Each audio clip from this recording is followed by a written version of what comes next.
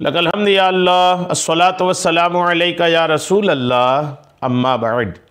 सिलसिला है नाजरीन की तरफ से पूछे गए सवालों के जवाब पेश करने का।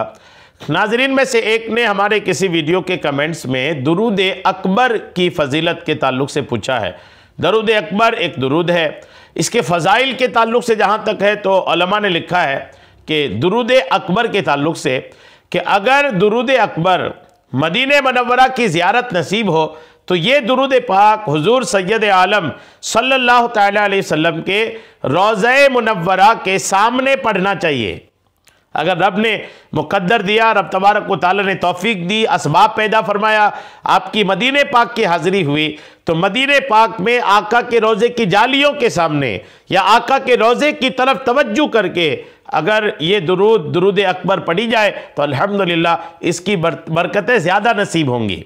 यूँ तो आप कहीं भी पढ़ सकते हैं, अपने घर में, अपने वतन में, मदीने पाक से दूर जहाँ पर भी हैं वहाँ भी पढ़ सकते हैं, लेकिन दुरूद अकबर के जो अल्फाज हैं, दुरूद अकबर में जो बयान हैं, उसके जो वर्ड्स हैं, वो इस बात पर ज़्यादा उभारते हैं कि इसको आका के रोज़े की जाली के सामने या आका के रोज़े की तरफ तवज्जो करके आदमी पढ़े तो इसके फ़ज़ाइल ज़्यादा मुरत्तब होंगे।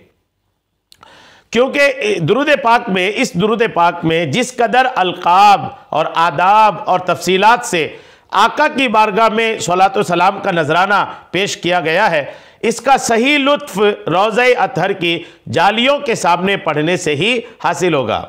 और सलातो सलाम पेश करने वाले का मुनासिब वक्त बारगाह रिसालत माब में खर्च होगा। याद रखें कि मदीने मुनव्वरा में एक नेकी का सवाब 50,000 नेकियों के बराबर मिलता है, तो वहाँ इस दुरूद पाक का पढ़ना किस कदर अजीम सवाब का काम होगा। ये अल्हम्दुलिल्लाह दुरूद अकबर के ताल्लुक से बातें थी।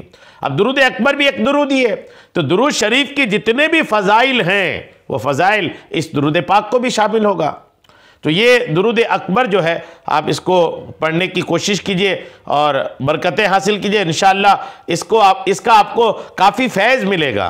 दुरूद अकबर आप ज़ाहिर सी बात है जिन्होंने सवाल किया तो उसको मालूम ही होगा, और दूसरे हमारे नाजरीन के मालूमात के लिए मैं अर्ज़ कर देता हूँ, इसके कुछ हिस्सा पढ़ के सुना देता हूँ। यूँ तो काफ़ी तवील दुरूद है, ये लंबी दुरूद है।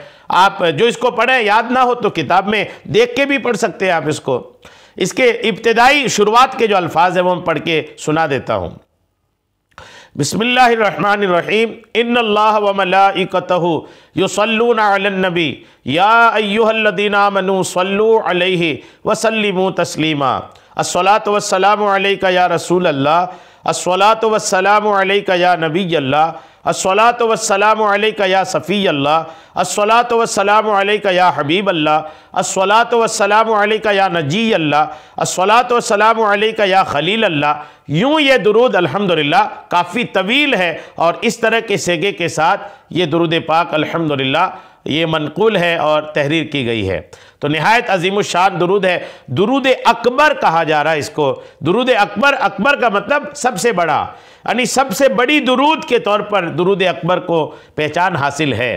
तो यूँ अल्हम्दुलिल्लाह जब सबसे बड़ी दुरूद है तो फैज़ान भी सबसे ज़्यादा है, बरकतें भी सबसे ज़्यादा हैं। आप इसको पढ़िए, इंशाअल्लाह आपको इसकी खूब बरकतें हासिल होंगी। अल्लाह करीम हम सबको दुरूद पाक का फैज़, बरकतें और तमाम तरह के फ़ायदे अता फ़रमाए। आमीन बिजाहिन नबी जिल अमीन सल्लल्लाहु तआला अलैहि वसल्लम।